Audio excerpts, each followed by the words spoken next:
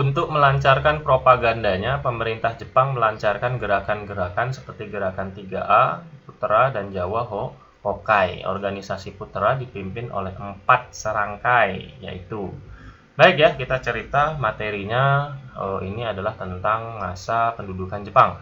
Masa pendudukan Jepang. Ini adalah materi sejarah yang sudah kita pelajari dari kelas 11 ya, kelas 11 di bangku SMA. Masa pendudukan Jepang sendiri dari tahun 42 nanti sampai 445. Nah, baik ya, ini soal sudah sangat populer sekali. Ini soal hafalan gitu kan. Kenapa? Karena menanyakan tentang 4 serangkai itu siapa sih? Ya, pimpinan 4 serangkai dalam hal ini memimpin Putra ya, Pusat Tenaga Rakyat. Yang perlu diketahui sepintas saja bahwasanya dulu Jepang ini membentuk organisasi ya, membentuk organisasi baru di masa itu, dan dia membubarkan organisasi yang sudah ada sebelumnya ya, membubarkan yang telah ada. Jadi kalau masih mengingat ya, dulu sebelum 42 ada masa pergerakan nasional, ada berbagai macam organisasi, itu semua dibubarkan oleh Jepang dan Jepang membentuk yang baru ya, dengan tujuan utama kenapa Jepang membentuk itu adalah untuk memobilisasi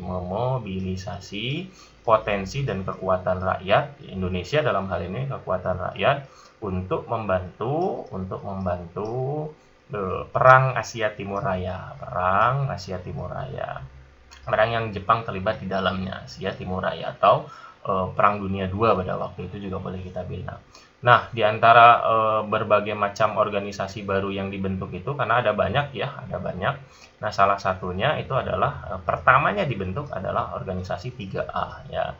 Jepang Pelindung Asia, Jepang Pemimpin Asia, Jepang Cahaya Asia ya, 3A. Nah, namun 3A ini kemudian nanti dia dianggap gagal menjalankan tugasnya ya, maka diganti menjadi Putra ya, Pusat Tenaga Rakyat. Ini kalau tidak salah bulan April tahun 43 ya, oleh 4 serangkai ya, 4 serangkai. Siapa saja 4 serangkai itu? Lalu bisa kita jawab, karena sekali lagi dia adalah soal hafalan to the point ya, jawabannya bisa kita temukan di banyak buku teks kita.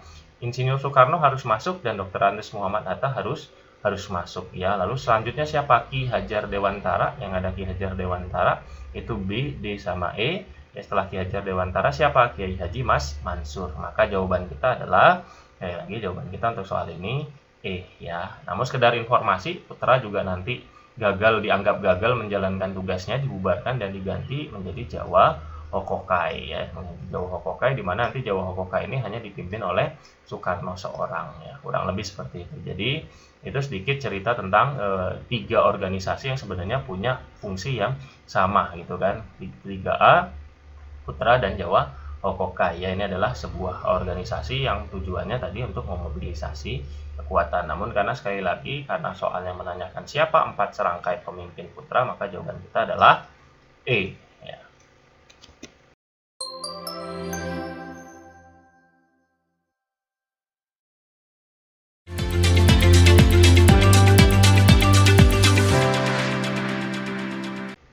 Kekalahan Jepang atas Sekutu sudah didengar para pemuda melalui radio ilegal sebelum Soekarno-Hatta kembali dari Dalat.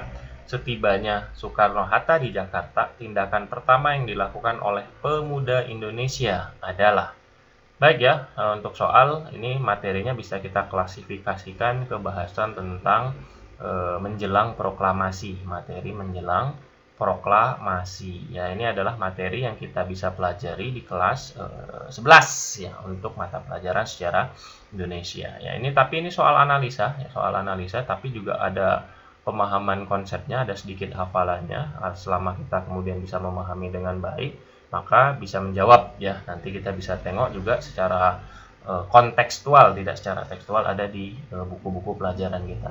Baik ya, kalau ini kita sama-sama tengok ini beberapa peristiwa menjelang proklamasi ya, di beberapa buku teks ya. Kita bisa temukan sedikit timeline di sini proklamasi. Nah, timeline yang pertama di situ sudah disampaikan adanya tentang berita kekalahan Jepang ya, berita kekalahan Jepang. Nah, berita kekalahan Jepang ini sendiri nanti didengar oleh Sultan Syahrir ya, dari Radio Domei ya, dari Radio Domei ya, yang nanti sekarang jadi kantor berita Antara Domei, kantor berita Jepang pada waktu itu. Nah, setelah mendengar berita kekalahan ini, lalu kemudian yang kedua ada namanya golongan muda. Golongan muda yang kemudian nanti menemui golongan tua. Ya, golongan tua itu siapa saja? Terutama golongan tua di sini adalah Soekarno dan Hatta. Sedangkan golongan muda Soekarni, Syahrir, ya, dan beberapa nama lain itu menemui golongan tua. Nah, permintaannya apa? Ini yang jadi jawaban kita di sini. Apa permintaan yang dilakukan para pemuda setelah itu adalah jawabannya adalah E, ya, menemui dan meminta Soekarno dan Hatta untuk segera menyelesaikan proklamasi kemerdekaan. Maka kemudian yang ketiga di sini ada peristiwa Rengas Dengklok, ya, ada peristiwa Rengas Dengklok. Nah, maka kemudian untuk bab ini kebanyakan buku-buku teks kita pasti akan menceritakan tentang peristiwa Rengas Dengklok materi utamanya.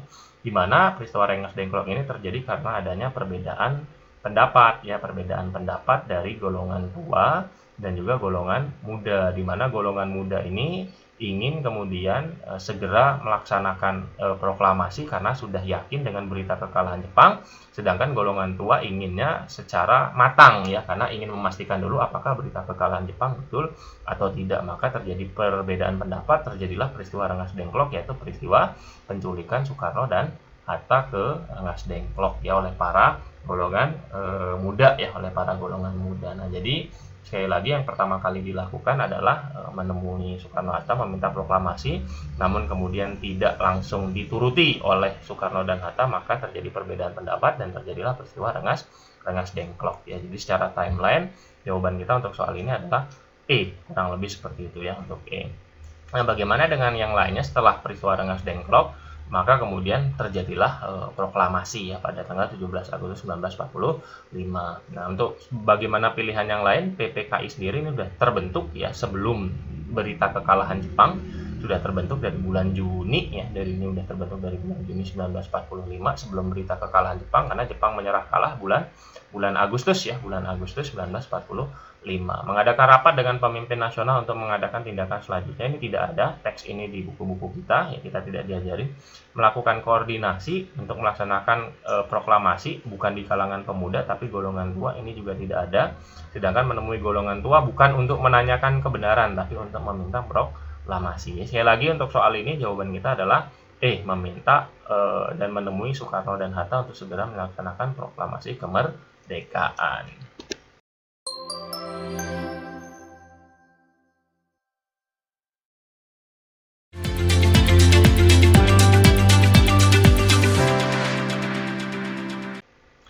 Bentuk negara yang sesuai dengan persetujuan di Konferensi Inter-Indonesia yang diselenggarakan di Yogyakarta, salah satunya adalah, baik, ya, secara materi ini kita cerita tentang masa revolusi di Indonesia. Revolusi Indonesia ini materi dari nanti tahun 1945 sampai 1949. Terutama kita cerita tentang subbahasan tentang diplomasi. Nah, ya, yang jadi kata kunci di sini adalah Konferensi Inter-Indonesia. Bagaimana dengan materi tentang Konferensi Inter-Indonesia? Ini adalah materi yang di buku-buku teks kita hanya beberapa buku saja yang memilikinya, gitu. Jadi kebanyakan buku tidak mengulasnya. Kenapa? Karena kalau di diplomasi kebanyakan yang diulas itu adalah yang pertama adalah konferensi atau kemudian perundingan Linggarjati. Habis Linggarjati itu ada konferensi atau kemudian perundingan Renville, lalu kemudian habis Renville ada Rumroyen, yang ketiga ada Rumroyen, dan yang terakhir nanti ada KMB, Konferensi Meja Bundar. Nah, Konferensi Inter-Indonesia sendiri itu ada di antara Rumroyen, KII, ya, Konferensi Inter-Indonesia antara Rumroyen dan KMB. Sekali lagi bahasan KII ini tidak banyak diulas di buku-buku teks kita, namun jikapun ada, ya, maka kemudian dia tipenya tekstual memang, ya, tekstual. Di beberapa buku mungkin ada, tapi jarang, jadi dia tekstual, jadi dia hafalan. Nah, secara umum kita harus menghafal, ya, isi kemudian Konferensi Inter-Indonesia. Ini kalau di total ada 2 kali pertemuan Konferensi Inter-Indonesia dan kalau di total ada 11, ya. Ada 11 isi, ya, ada 11 isi dari 2 kali pertemuan ini, ya. Nah, salah satunya di sini sudah diperjelas sebenarnya, kata kuncinya adalah bentuk negara. Bentuk negara yang sesuai dengan Konferensi Inter-Indonesia adalah yang pada waktu itu kalau bentuk negaranya adalah RIS, ya, Republik Indonesia Serikat, dan semuanya masuk RIS. Nah, artinya memang setelahnya ketika kita sama-sama melihat semuanya ada RIS, di sini juga pemerintah federal mengakui juga masuk gitu kan. Nah, namun kemudian di sini dilihat ya mana yang lebih mendekati. Jawaban kita adalah E. Jawaban kita adalah E, bahwasanya nanti RIS dalam hal ini adalah pemerintah federal akan menerima kedaulatan bukan saja dari Belanda tapi juga nanti dari Republik Indonesia gitu kan. Nah, yang jelas namanya RIS bukan dengan NKRI, maka A itu salah gitu kan, berdasarkan federalisme dan demokrasinya betul, namun kemudian bukan berdasarkan NKRI ya. Nah, RIS akan dikepalai oleh seorang presiden ya, dibantu oleh menteri-menteri yang bertanggung jawab kepada Majelis Permusyawaratan Rakyat. Di sini adalah RIS nanti akan dikepalai oleh seorang presiden dari Republik Indonesia ya, dan dia tidak ada redaksi, dibantu oleh menteri-menteri, namun betul bertanggung jawab pada Majelis Permusyawaratan Rakyat di situ ya. Nah, di sini tidak ada yang C, ini juga bukan jawabannya. RIS dibantu oleh seorang presiden tapi tidak dibantu oleh menteri-menteri, namun kemudian juga tidak pada Dewan Perwakilan Rakyat tapi MPR ya. Nah, isi yang lain misalnya adalah nanti benderanya disepakati merah putih, lalu kemudian lagu Indonesia Raya, lalu kemudian presidennya dari Indonesia, presiden dari Republik Indonesia, dan beberapa yang lain karena memang banyak gitu kan, ada 11. Ini nanti jadi PR kita bersama gitu kan, kita harus menghafal, mengingat dan juga membiasakan kalau bertemu dengan soal-soal yang kemudian seperti ini gitu ya. Kita bercerita tentang sebuah fenomena sejarah yang tidak banyak buku mengulasnya. Dalam hal ini adalah Konferensi Inter Indonesia. Ya, namun untuk soal ini kita bisa menjawab paling tidak E ya, paling tidak E.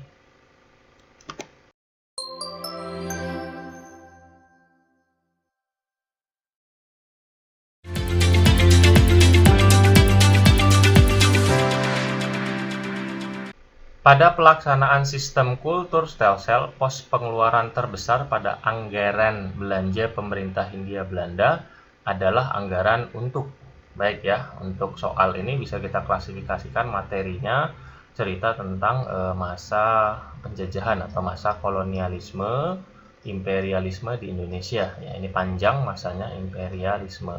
Nah, dalam hal ini kita sudah masuk ke subbahasan tentang kebijakan tanam paksa ya, kebijakan tanam paksa atau dalam bahasa Belanda kita mengenalnya dari kultur Stelsel. Ini nanti dipopulerkan atau dibuat kebijakannya oleh Van den Bosch ya, ya. Nah, yang perlu kita pahami ini soal adalah tipis soal analisa ya. Kita harus memahami keinginan soal dan juga kemudian konteks jawabannya seperti apa. Namun karena dia analisa ya, kita tidak bisa menemukan ini secara tekstual ya. Nah, beberapa yang harus kita ingat secara konsep ini adalah nanti tentang isi. Bahwasanya isi tanam paksa nanti tidak sama dengan praktek. Jadi teorinya atau isinya itu tidak sama dengan praktek ya. Misal yang pertama, secara teori kalau kemudian petani dibayar ya, salah satu isinya adalah petani dibayar untuk menanam tanaman. Ingat ya, tanam paksa ini adalah menanam tanaman ekspor,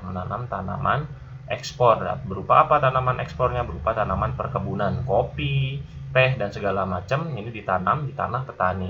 Secara teori itu petani dibayar oleh Belanda. Nah, pada teorinya, namun prakteknya malah kemudian petani tidak dibayar, tapi malah petani diwajibkan tanpa dibayar. Kurang lebih seperti itu. Tanah yang harus ditanami ya, tanah ditanami ini maksimal setengah, tapi ini kemudian tanahnya lebih dari tanah ditanami, diwajibkan hampir seluruhnya ditanami ini seluruhnya. Jadi ada penyelewengan ya antara apa yang diteorikan dengan dipraktekkan. Nah, dalam hal ini ya pemerintah jelas tidak bisa kita jawab A, membayar para pekerja. Kenapa? Karena pada prakteknya petani itu tidak dibayar atau malah diwajibkan, makanya disebut sebagai kerja atau tanam paksa, maka tidak di sini. Nah, termasuk juga yang ketiga, kalau kemudian ada kegagalan panen, maka ini nanti ditanggung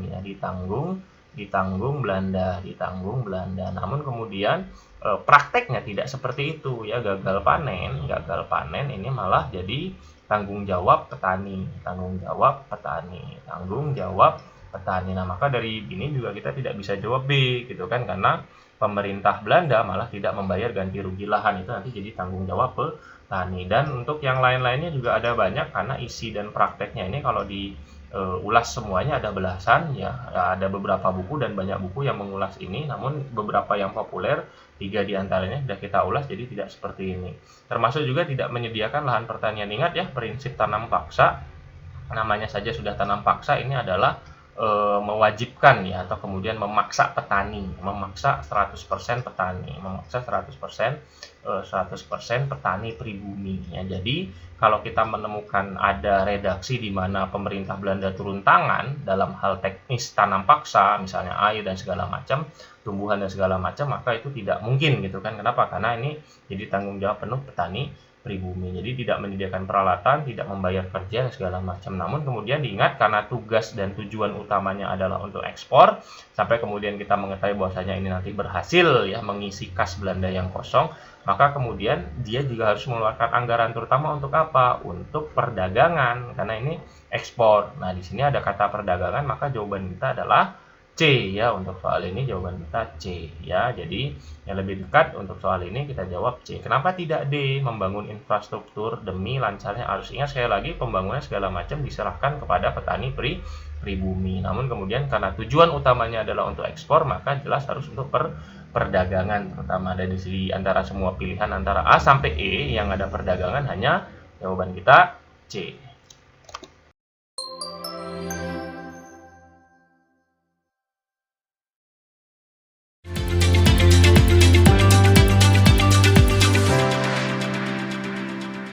Kebebasan berpendapat, pemberantasan korupsi, demokrasi, dan persaingan ekonomi yang lebih terbuka merupakan keunggulan era reformasi. Sebab kejatuhan pemerintahan Orde Baru sangat terkait dengan gerakan reformasi yang menuntut penangkapan kroni-kroni Orde Baru. Baik ya, untuk materi soal ini bisa kita klasifikasikan ke masa reformasi ya di Indonesia dari tahun 1998 awalnya nanti sampai sekarang. Baik. Nah, subbahasan ini adalah tipe soal analisa ya, tipe soal analisa, walaupun sedikit banyak kita juga dianalisa, sedikit banyak kita juga diajarkan dalam soal ini tentang pemahaman konsep ya, pemahaman konsep. Baik ya. Nah, salah satunya adalah yang sedikit banyak harus kita ingat, di sini kebebasan berpendapat merupakan keunggulan era reformasi ya. Reformasi sendiri apa? Reformasi ini adalah perubahan ya, perubahan dari Orde Baru ya, dari Orde Baru menjadi lebih apa? Kata kuncinya reformasi ini adalah keterbukaan. Itu yang menjadi keterunggulannya ya, keterbukaan. Dimana kita sama-sama tahu di masa Orde Baru ini sangat sentralistik atau sangat terpusat ya, sangat sentralistik atau terpusat, sehingga terjadi berbagai macam kekangan, terjadi berbagai macam tekanan, sehingga masyarakat pada waktu itu meluncurkan gerakan reformasi atau keterbukaan. Nah, maka kemudian pernyataan yang pertama ini betul, bahwasanya kebebasan berpendapat memang lebih banyak dilakukan di masa reformasi, pemberantasan korupsi, demokrasi itu lebih terbuka. Jadi ini untuk pernyataannya betul ya, karena sekali lagi di masa sebelumnya ada sentralistik, jadi menjadi lebih tertutup ya, sehingga tidak terlalu banyak kegiatan yang bisa dilihat sebagai keunggulan gitu kan. Jadi maka kemudian di sini terutama keterbukaan ya, keterbukaan dalam hal ini kebebasan berpendapat itu lebih terasa di masa reformasi ya, ketimbang di Orde Baru. Nah, yang bawah gimana? Yang alasan bawah ini juga betul ya. Kenapa betul? Karena kita masih mengingat ini adalah tuntutan reformasi, materi tentang tuntutan reformasi. Ya, paling tidak ada 3 tuntutan reformasi yang paling penting kita ingat di sini. Yang pertama adalah menghilangkan KKN ya, hilangkan KKN, korupsi, kolusi, dan nepotisme yang pada waktu itu banyak dilakukan di masa Orde Baru ya, maka menuntut keterbukaan. Yang kedua kemudian hapus dui fungsi ABRI. Ini adalah subbahasan yang di buku-buku teks sejarah kita banyak diulas ya, hapus dui fungsi ABRI, bahwasanya peran ganda ABRI. Yang ketiga ya, tangkap dan adili, tangkap dan adili kroni-kroni Soeharto dan kroni-kroninya kroni-kroni Soeharto dan Soehartonya sendiri. Nah, dalam hal ini jadi betul. Kenapa? Karena merupakan salah satu dari 3 tuntutan reformasi yang penting, yaitu sangat terkait dengan gerakan reformasi untuk penangkapan kroni-kroni Orde Baru. Dia masuk sebagai sebuah pemahaman konsep di sini ya. Jadi sama-sama betul. Namun apakah dia saling berhubungan atau tidak? Ini tidak saling berhubungan. Jadi kita jawab B. Kenapa tidak saling berhubungan? Karena yang satu bicara tentang apa keunggulan reformasi, yang satu bicara tentang latar belakang kejatuhan Orde Baru. Ya, jadi pernyataan sama-sama betul namun tidak saling berhubungan satu sama lain, kita bisa jawab B.